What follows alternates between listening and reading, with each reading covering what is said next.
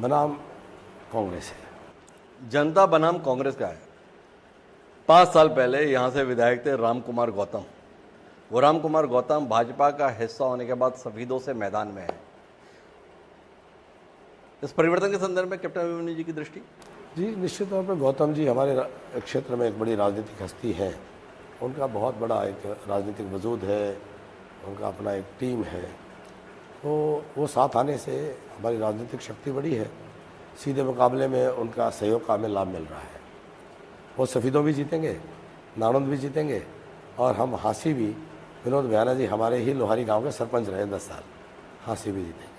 सब जगह आप ही जीतेंगे तो फिर कांग्रेस सरकार कैसे बनाएगी? कांग्रेस बड़ी उम्मीद के साथ में है, ऐसा आप क्यों कर रहे हैं? कांग्रेस उम्मीद रखे कि कांग्रेस जनहित में नहीं है, कांग्रेस राज्य हित में नहीं है। कांग्रेस का सरकार बनाना ये समझ लीजिए कि लुटेरों को खुले हाथ देना है।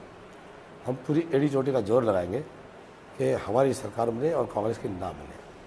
जब कैप्टन साहब पहले चुनाव लड़ते थे नारनौल के संदर्भ में, तो एक रोड मैप रखते थे कि अगर मैं क्षेत्र से चुना गया तो यहाँ पर ये बदलाव लेकर आऊँगा। इस बार 2024 में कैप्टन अभिमन्यु नारनौल में किन सपनों के साथ लोगों के बीच पहुँचे हैं? क्या आपकी परिकल्पना में है जो इस क्षेत्र में करना बाकी रहेगा, जो आपको करना है? जी, मेरा संकल्प है कि जो 5 साल हमने विकास के काम किए उसको तो बदस्तूर तेज़ी से दोबारा से शुरू करना है।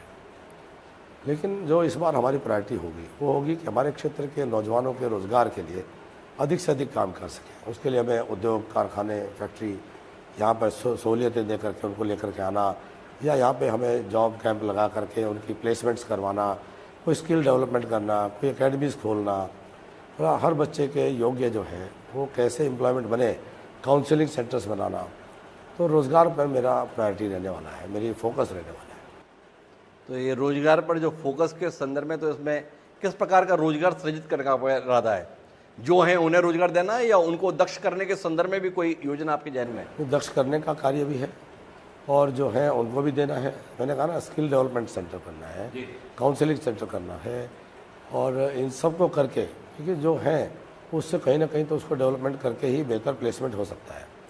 तो एक बड़ी वृहद योजना के साथ हम काम करने वाले हैं। एक आखिरी सवाल, हरियाणा के संदर्भ में जब भी बातचीत होती है तो कैप्टन अभिमन्यु को एक बड़ी संभावना के तौर पर देखते हैं। कैप्टन अभिमन्यु इस संभावना को लेकर कितने दबाव में रहते हैं?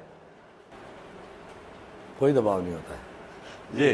मैं सिर्फ पार्टी का कार्यकर्ता हूँ, पार्टी का काम करता हूँ, जो काम सामने मिले वो काम करता हूँ। आज चुनाव लड़ रहा हूँ, 5 अक्टूबर तक चुनाव है, 8 अक्टूबर को परिणाम है। 8 अक्टूबर के बाद पार्टी फिर जो हमें काम देगी उस काम पे लग जाएंगे, तो कोई दबाव में नहीं रहता। तो कैप्टन अभिमन्यु का कहना है कि उन्हें कोई दबाव नहीं है। वह स्पष्ट तौर पर इस चुनाव में देख पा रहे हैं कि भारतीय जनता पार्टी तीसरी बार स्पष्ट बहुमत के साथ सत्ता में आने जा रही है। उनको भरोसा है कि जो कार्य संस्कृति 10 साल में भारतीय जनता पार्टी ने प्रदेश में तैयार की है, जनता उसमें बदलाव लाने के मूड में नहीं है। कांग्रेस के संदर्भ में उन्हें लगता है कि जनता किसी भी स्तर पर उन लोगों को मौका नहीं देगी जिन्होंने इस प्रदेश को लूटने का काम उनके अनुसार किया है। नारनौल के संदर्भ में उनका मानना है कि विकास कार्य पहले पर्याप्त कराए हैं, पर अब अगर मौका मिलता है तो उन्हें रोजगार मूलक कार्य कराने हैं और यहाँ के युवाओं को रोजगार उपलब्ध कराने पर उन्हें फोकस करना है।